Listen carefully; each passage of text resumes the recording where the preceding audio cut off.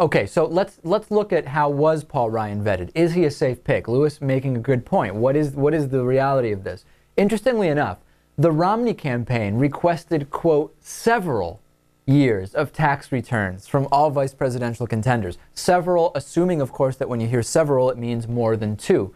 Now, in a briefing with reporters in Virginia on Saturday, senior advisor Beth Myers, who was in charge of the VP selection process, didn't say exactly how many years of tax returns were required, but she did say several were requested. By definition, I think that means more than 2 years. That should mean to me that the Romney campaign realizes that to know who could be the VP, which, of course, the definition of the VP is someone who could assume the role of president at any time for any reason, you need more than 2 years. However, they don't seem to think that the American people need more than 2 years of Romney's tax returns to make that exact same decision. Right. No surprise, though. No, absolutely no surprise.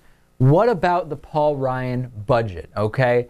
As in many recent polls, the latest poll I saw about the Paul Ryan budget, very controversial budget, is a CNN survey, and it shows that the vast majority of respondents are not particularly thrilled with Paul Ryan's plan to end Medicare, replace it with a voucher system, so on and so forth. Only 35% say that they support the Ryan budget, 58% say that they oppose it. Now, among conservatives, which is really what we have to look at, what will the effect be on Republicans as well as conservative moderates? Among conservatives, 54% are still opposed to the Paul Ryan budget. Among seniors, who would not be affected by the changes in the Ryan Medicare plan, a full 74% are opposed, even after being told that Ryan's plan affects Americans 55 years of age and younger. Romney already distancing himself from this budget, okay? He said the Paul Ryan budget is not his, that he is putting together his own version of a budget, of the Paul Ryan budget. Now, what would be the effect on Mitt Romney's income, okay, and Mitt Romney's tax base if the Paul Ryan tax plan and budget were to be put into place? Well, fascinating article in The Atlantic which says that Mitt Romney would pay 0.82% in taxes under Paul Ryan's plan.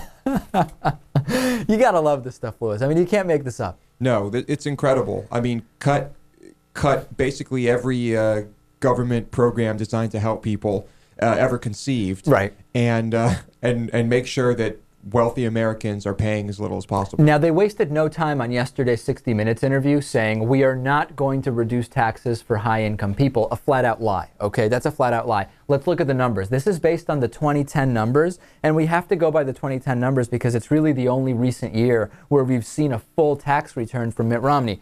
We, admittedly, Lewis, don't have many years of tax returns to work with here. Right.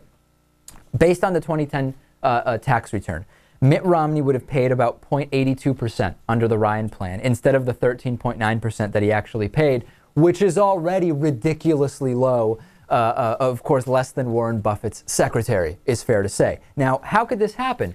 $21 million in income.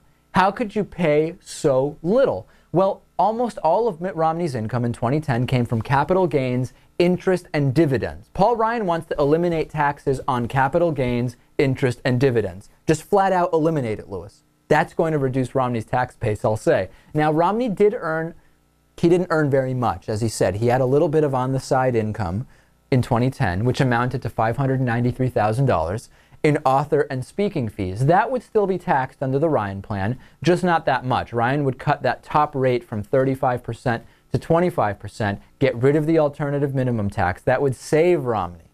It would save Romney almost $300,000 or so on his 2010 tax bill. So then, what do we have? We have that small tax on the little $593,000 that he made speaking and author fees. He would still owe self-employment taxes on his author and speaking fees. That's about $30,000 more dollars. Add it all up, he would owe $177,650 out of a taxable income of $21.5 million. That's a pretty cool rate of 0.82%. I would love to pay 0.82% in taxes. I guess I don't make enough. It's funny because in theory in this country, when you make more, you pay a higher percentage in taxes. I don't make enough to only pay 0.82% in taxes. No, that is an incredible tax rate. Dave, we just really need to get the ball rolling here. We need to make more money so we can pay less in taxes. Yeah. We're stupid. What are we doing? We really need to. I don't know what's going on here. As a Please become a member.